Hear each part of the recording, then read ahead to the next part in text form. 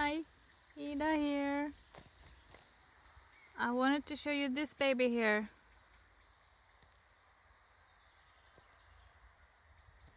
Let me go a bit closer so you can really see it. This is a rowan, and this is not any rowan. This is a flying rowan. I don't know what you would call it in English. I just translated the Swedish name into English. This is a rowan, but it doesn't grow on the ground. It grows on another tree. This is an oak tree, as you can see here. And flying rowans, at least according to Swedish folklore, is very powerful magically.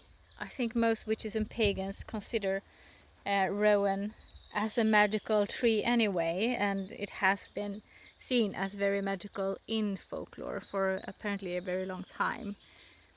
But it not touching the ground makes it even more powerful. So now you've seen it, I'm going to talk a little bit about it and a little bit about rowan in general too. But my arm is getting tired, so I'm going to move to somewhere where I don't have to hold the camera. Okay. I hope that works. Maybe the dog is in the way. We'll see. So anyway, as I said, the rowan in general is considered to be a very magical tree. It's been considered to be a good omen, but there's also this very strong connection with the witches. It's been called the witching tree. It's been seen as a very strong protector, especially from evil magic and evil spirits and such, and the evil eye, but also as very strong protection in general. I read somewhere that they used to put twigs of rowan on the ships in Scandinavia for protection.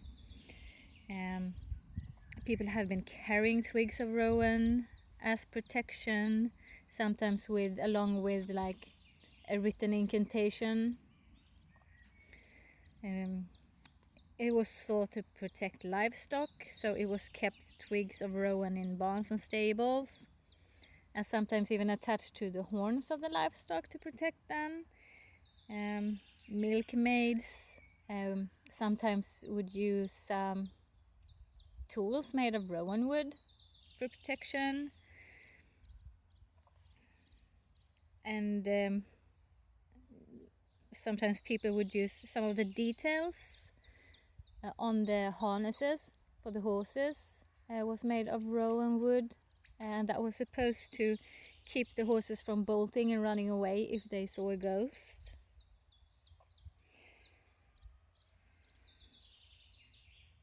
And the bark in some parts of Sweden was used to make horns, horns that you blow in. That was supposed to keep the bears and other predators away from the livestock while they were out grazing in the summer. So they were used to protect the livestock from that too. Rowan is said to be protecting of lightning. And historically it's also been a very useful tree. As I said before, rowan wood has been used for tools and such. It can be eaten. The berries are very rich in vitamin C, and they can be used for things like jelly or jam, and to give taste to alcoholic beverages. There's also been some uses for the bark. You can use it to dye textiles, you use it for tanning, and the leaves can be used for fodder. You could feed it to your animals. There's also been some medicinal uses in the past. Now I'm not a herbalist, so I don't know to what extent rowan is still used for medicinal purposes, but In the past, it has been used against rheumatism and gout, kidney stone. It's been used to stop bleeding, and it's been used against scurvy. And at least, I mean, using rowan berries for scurvy makes sense, because you get scurvy from lack of vitamin C, and the rowan berries are very rich in vitamin C, so that would kind of make sense.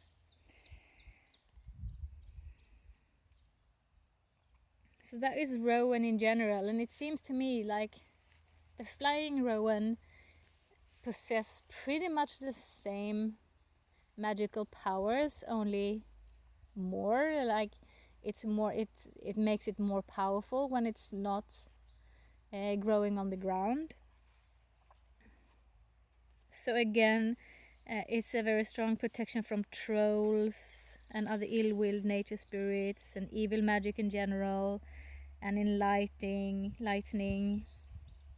And again, these pieces of the flying rowan would have been kept in barns with the cattle.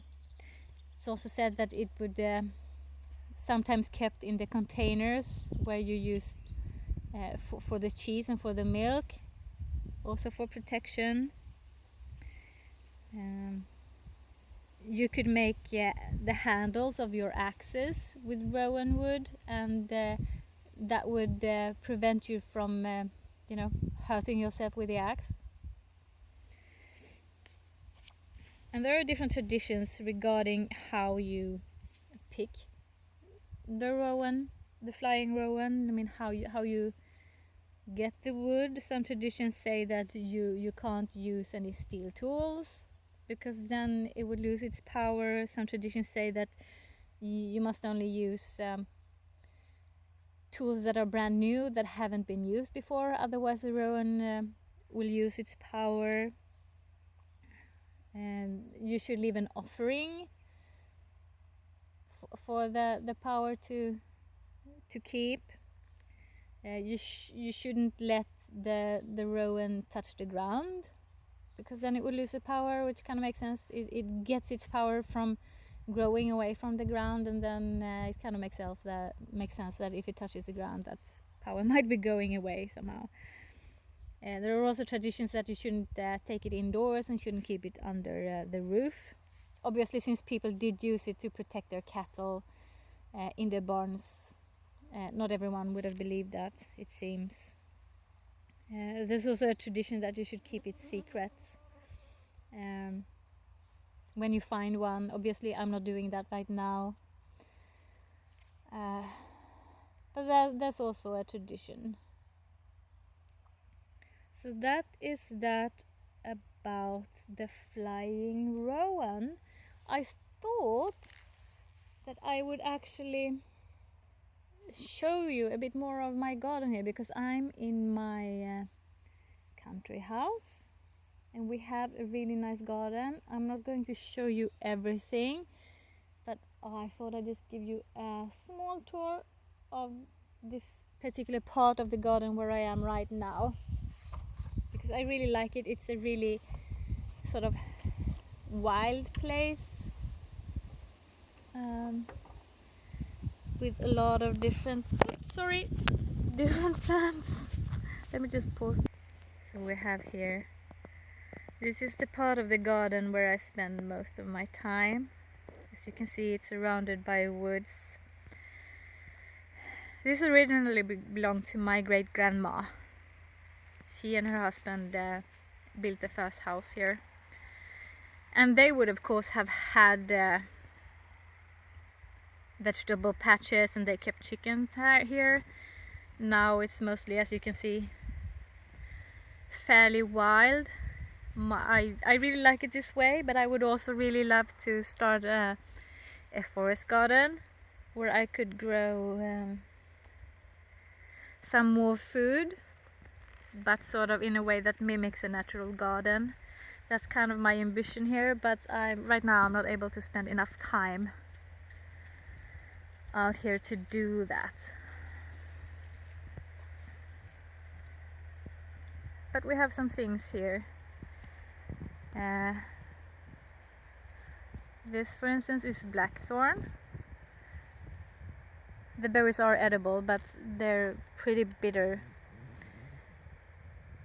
if you don't keep them with a lot of sugar. Put it there. We have a lot of cherry trees here. This is one of them, which I really like. They're rather productive, and the cherries are really tasty. I love them. Sadly now they're so tall, most of the cherries are out of reach. This is damson, kind of a plum. I'm not sure if you can hear the tractor. Our nearest neighbor is a farmer, so I've been listening to his rooster all morning. That rooster is taking his job very seriously. Yesterday he was at it all day, pretty much. Can't hear him now, but maybe that's because of the tractor instead. A fern. I didn't know what this was called in English, so I actually googled it. It says goat willow. I've never heard of that before. But it's a relative to the willow either way, because it's a kind of a salix species. And then we have, look at the wilderness here. I really like this. I can do whatever I want here, no one will see, because there's wood all around. There's a lot of wildlife here, of course, and birds. I'm not sure how much of them you can hear. I mean, we have buzzards and swallows and wrens and robins and wood warblers, and we're quite close to the sea, so we have seagulls, nightingales. This is another rowan. This grows normally on the ground. And we have pheasants and kites and dunnocks, ravens, blackbirds. This is blackberry. Look. Have doves. What have I mentioned? Cuckoos. The cuckoo was going bananas yesterday. Really. He was at it all day yesterday. Kind of like the rooster. We have white wagtails.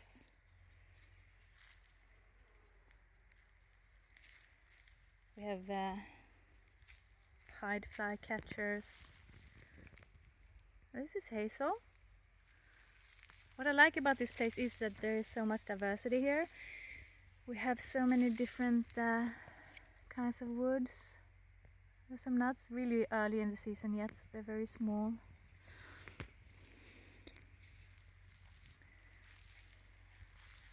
There's another salix.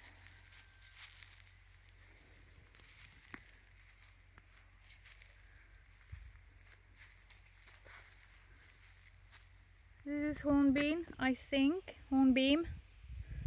Looks kind of like a beech, but the edges of the leaf are somewhat different. We have a lot of beech around here too, just not in this part of the garden. We also have birches. What else do we have? This is raspberry and a dog leg.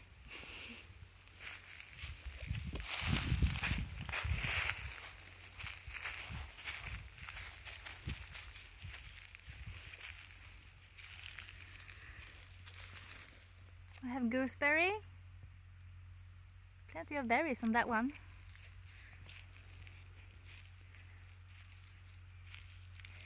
We have both red and black currants. I can't tell the difference without seeing the berries, and it's too early to see any berries yet.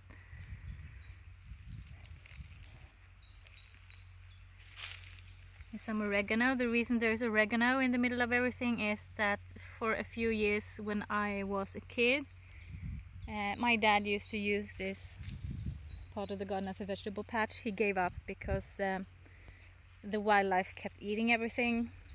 he wasn't able to spend enough time here to sort of keep the wildlife out and tend to his vegetables. But as I said, it's a dream that I have.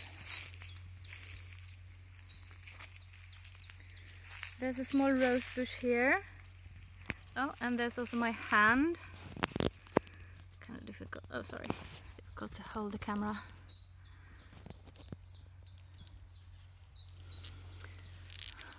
I don't think there's enough light here to get flowers because it's under a lot of trees. But we have other roses in other places. This is one of our apple trees. If I remember correctly, the apples on this one are really good. So we have that. What else do we have? Then of course we have a lot of herbs on the lawn. I don't know the English names on all of them. I don't even think I know all the Swedish names. But we have yarrow, we have clover, of course, we have plantain, dandelions, of course. I can't see any now, so. Anyway, if you like this, please subscribe. Please let me know if there's anything in particular you want to talk about. And thank you for watching.